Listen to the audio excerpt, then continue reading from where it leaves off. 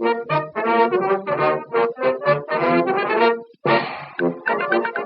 in this video, I'm going to be showing you guys how to swap out your manual window regulator for the power one. In this case, we're using parts from a donor 2003 van that will never run again.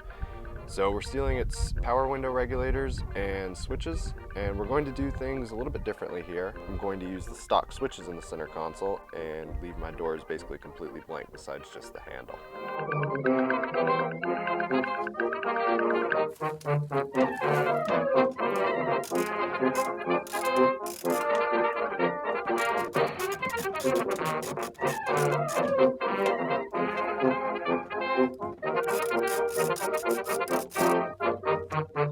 Then it's just a matter of popping the door panels off of the doors.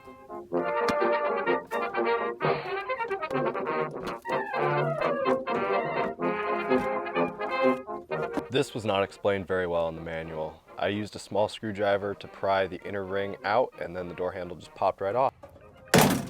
Something I wish I was able to get some B-roll of was actually taking the little bicycle cable off of the handle. In the process of taking this one off, I actually broke it.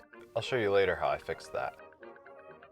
So you can see here the manual regulator and the handle cable I was talking about. We'll be removing this entire black frame. But first, let's run some cable. I used speaker wire since it already came with two wires, a red and a black. This will be power to our motor from the switches. Recap on the routing here. Going into here, through the stock grommet here, boop into there, and then it comes out at this hole right here, and then it came up through here, over the steering column, and coming out down here. Alright, so we're almost at the point of removing the manual window regulator. I would like to draw your attention to the inside. This white wire is the one that I ran specifically for the driver's side window here. And I'm going to run a similar one on the passenger side once I get into it. I managed to also not only steal the window switches, but the wiring harness for the window switches out of our donor van. I decided to use these connectors because it's just simpler like this. There's two grounds, it's these brown wires, and your blue and your black wire will go to the blue and the black wire on the power window regulator. And then your yellow wire is supposed to go to ignition on, but I'm gonna wire it to always on so that no matter what, as long as I'm inside the van and the switches are getting power, I'll be able to put the windows down. I've just tapped into the cigarette lighter here, which I don't use, so I don't care if it's not working or anything. Came down, and then I branched some wires off so that I can connect to both window switches. And I'm using these heat-based connectors here to connect these so that I know that I'll pretty much never have a problem here. This sends 12 volts or negative 12 volts to the motor. So to put the window up is negative 12 volts, to put the window down is 12 volts. And I've already tested this switch does deliver 12 and negative 12 volts over the wire.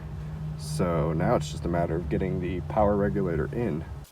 Removing the regulator is pretty easy, but the 4 bolts that hold it in were torqued pretty tight, so just make sure you torque them back equally tight when reinstalling.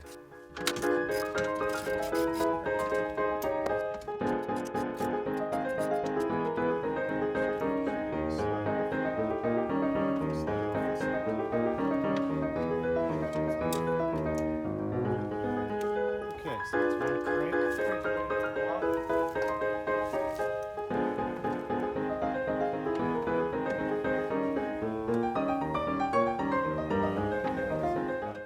There was just one slight problem.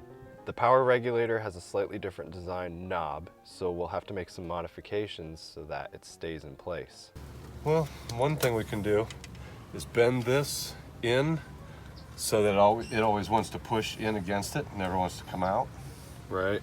That's not ideal, but As long as it's well lubricated. yeah. Unless we could fit some kind of knob over it. Yeah. It'd be best if we had something that would slide back and forth in there that would then snap into. It's a lock washer that pretty much crimped on there, so it doesn't really want to come off. This turned out to be a great solution in a pinch, and so far is working really well. It's also important that the window track have some kind of lubricant all over it, on the top and the bottom.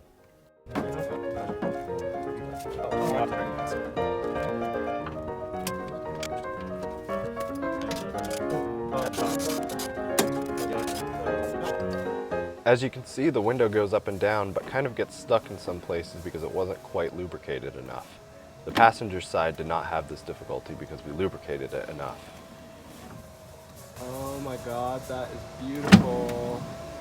However, to get the switches to fit, some modification was required. The stock switches were physically too wide to fit in there, so I had to Dremel out not only on the switch, but also the space around it. The end result looks decent though, so I think it was worth it. In the event of any breakage, say if your clips broke on your plastic handle like mine did, basically I wrapped one around where the handle moves and then used that as a point to use another zip tie to clamp that wire down. And now it's time for the fun part, reassembly. While I had the old trim pieces out too, I gave them a fresh coat of Krylon Fusion.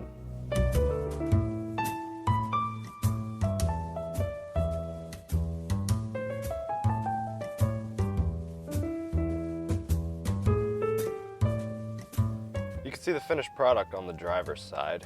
I didn't record much of the passenger side because it's essentially the same thing, just a slightly easier wire run.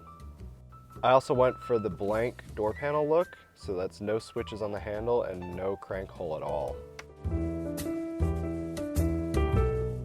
Here's what the modified switch panel looks like now. I think that upon closer inspection it kind of looks like crap, but normal viewing distance it actually looks really great.